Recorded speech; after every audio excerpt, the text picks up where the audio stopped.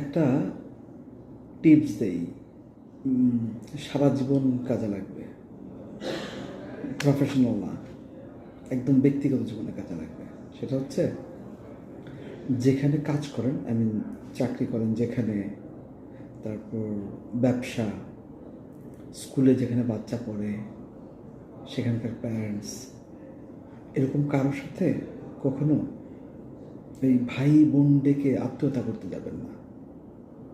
Private কথাগুলো কখনোই share করবেন না, কারণ যে কোনো সময় তারা আপনার পেছনে ওই কথাগুলোকে ব্যবহার করবে। কখনো করবেন না।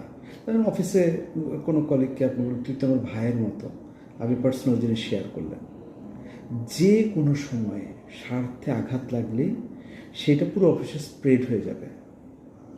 সেই স্কুলে বাচ্চা দিতে যান, বাচ্চা নিয়ে আসেন, ওখানে স্কুলের আশেপাশে দাঁড়িয়ে এক কাপ চা পর্যন্ত ঠিক আছে, কিন্তু যখনই সম্পর্কটাকে গভীরে নিয়ে যাবেন, আপনার প্রাইভেট কথাগুলো তাদের সঙ্গে শেয়ার করবেন, মনে রাখবেন কোনো একটা সময় সেটা আপনার না, আপনার বাচ্চার ক্ষতির কারণ হয়ে দাঁড়াবে।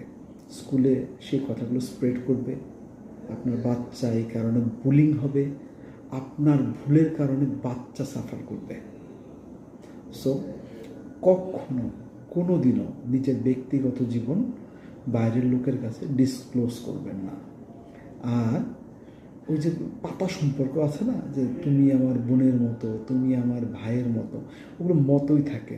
এরা খুব সহজে, খুব ভাগ্যবান লোক না হলে না, এই মতরা কোনো সময় আপনার নিজের কেউ হয় না।